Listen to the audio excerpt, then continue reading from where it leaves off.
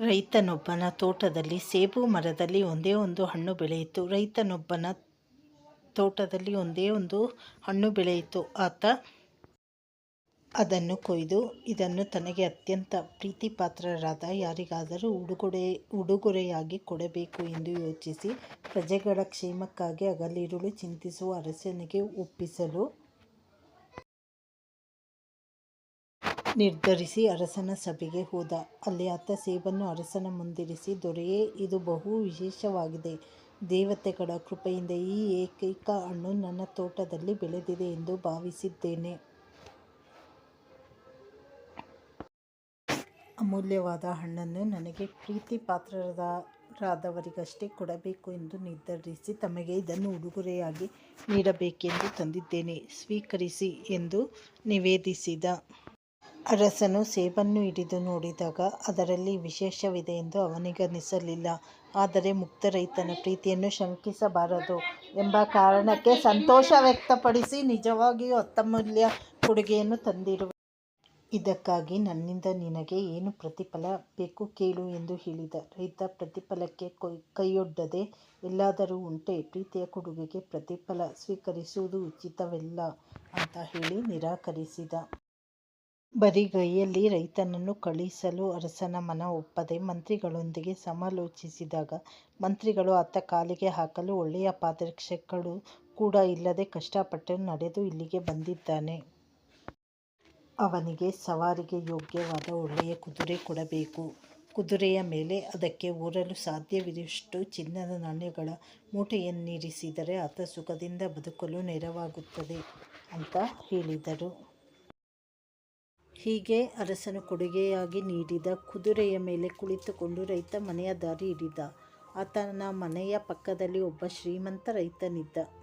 ಅವನು ಯಾರಿಗೂ ಕೊಳೆತ ಹಣ್ಣು ಕೂಡ ಉಚಿತವಾಗಿ ಕೊಡುವವನಲ್ಲ. ಆತ ಒಳ್ಳೆಯ ಕುದುರೆಯನ್ನೇರಿಕೊಂಡು ಬರುತ್ತಿರುವ ಬಡ ರೈತನನ್ನು ಕಂಡು ಬೆರಗಾಗಿ ಅವನನ್ನು ತಡೆದು ನಿಲ್ಲಿಸಿ, ನಿನ್ನೆ ತನಕ ಹೊಲ ಉಳಲು ಮುದಿ ಎತ್ತನ್ನು ಕೊಳ್ಳಲು ನಿನ್ನ ಬಳಿ ಶಕ್ತಿ ಇರಲಿಲ್ಲ. ಇಂದು ಲಕ್ಷ ಬೆಲೆ ಬಾಳುವ ಕುದುರೆಯ ಮೇಲೆ ಕುಳಿತುಕೊಂಡು ಬರುತ್ತಾ ಇದ್ದಿ. ಅಂದರೆ ಏನು ಸಮಾಚಾರ ಎಂದು ಕೇಳಿದ. ಅದಕ್ಕೆ ರೈತ, ಇದು ಪ್ರಾಮಾಣಿಕವಾಗಿಯೇ ದೊರಕಿದೆ.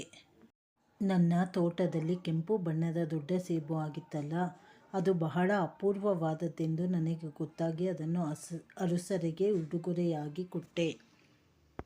ಅವರು ನನಗೆ ಈ ಕುದುರೆ ಕೊಟ್ಟರು ಮತ್ತು ಬಂಗಾರದ ನಾಣ್ಯಗಳ ಮೂಟೆಯನ್ನು ಹೊರಿಸಿ ಕಳುಹಿಸಿದರು ಎಂತ.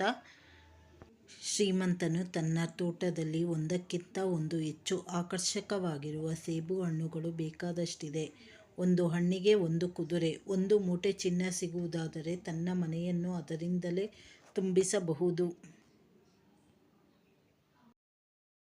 ಎಂದು ಲೆಕ್ಕ ಹಾಕಿದ. ಅವನು ಚಂದದ ಸೇಬು ಹಣ್ಣುಗಳನ್ನು ಕೊಯ್ಯಿಸಿ ಗಾಡಿ ತುಂಬ ಹೇರಿಕೊಂಡು ಅರಸನ ಸನ್ನಿಧಿಗೆ ಹೋಗಿ, ನಾನು ಬಡ ರೈತ, ನನ್ನ ತೋಟದಲ್ಲಿ ಅತ್ಯಮೂಲ್ಯವಾದ ಸೇಬು ಹಣ್ಣುಗಳ ರಾಶಿಯಾಗಿ ಬೆಳೆದಿದೆ.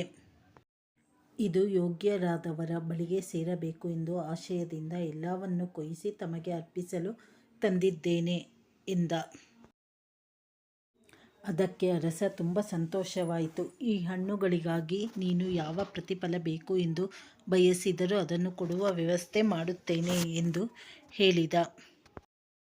ಅದಕ್ಕೆ ರೈತ, ನಾನು ಇದನ್ನು ತಂದಿದ್ದು ಪ್ರತಿಫಲದ ಬಯಕೆಯಿಂದ ಅಲ್ಲವೇ ಅಲ್ಲ, ನನಗೆ ಏನೂ ಬೇಡ ಎಂದು ಹೇಳಿದಾಗ ಅರಸ, ಪ್ರಜೆಗಳಿಂದ ನಾನು ಯಾವ ವಸ್ತುವನ್ನು ಉಚಿತವಾಗಿ ಸ್ವೀಕರಿಸುವುದಿಲ್ಲ.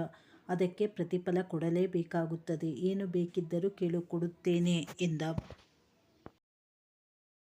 ಶ್ರೀಮಂತ ರೈತ ಮನಸ್ಸಿನಲ್ಲೇ ಸಂತೋಷಪಟ್ಟು, ಅರಸರು ಪ್ರೀತಿಯಿಂದ ಏನು ಕೊಟ್ಟರೂ ಅದನ್ನು ತೆಗೆದುಕೊಳ್ಳುತ್ತೇನೆ ಎಂದು ಹೇಳಿದ. ಗಾಡಿ ತುಂಬ ಹಣ್ಣು ತಂದಿರುವ ಇವನು ಬಡವನಲ್ಲ ಎಂದು ನಿರ್ಧರಿಸಿ ಅರಸ ಆತನ ಬೆರಳುಗಳಲ್ಲಿ ಉಂಗುರಗಳನ್ನು ಧರಿಸಿರುವ ಗುರುತನ್ನು ಕಂಡು ಆತ ದುಡಿಯುವವನು ಅಲ್ಲ ಅನಿಸಿತು. ಆತ ಬಡ ರೈತ ತಂದು ಕೊಟ್ಟಿದ್ದ ಸೇಬು ಹಣ್ಣನ್ನು ಒಳಗಿನಿಂದ ತರಿಸಿ ಶ್ರೀಮಂತ ರೈತನ ಕೈಯಲ್ಲಿಟ್ಟು, ಇದು ನನಗೆ ತುಂಬ ಪ್ರೀತಿಯ ಹಣ್ಣು, ಬಡ ರೈತನೊಬ್ಬನ ಶ್ರಮದ ಫಲ, ಇದರ ಬೆಲೆ ಕಟ್ಟಲಾಗದು, ಇದನ್ನು ತೆಗೆದುಕೊಂಡು ಹೋಗು ಎಂದು ಹೇಳಿದಾಗ ಶ್ರೀಮಂತ ರೈತ ಪೆಚ್ಚುಮೊರೆ ಹಾಕಿಕೊಂಡು ಮನೆಗೆ ಬಂದ. ಇದು ಒಂದು ಮಕ್ಕಳ ಕತೆ. ಚಾನಲನ್ನು ಲೈಕ್ ಮಾಡಿ, ಶೇರ್ ಮಾಡಿ, ಸಬ್ಸ್ಕ್ರೈಬ್ ಮಾಡಿ. ಧನ್ಯವಾದಗಳು.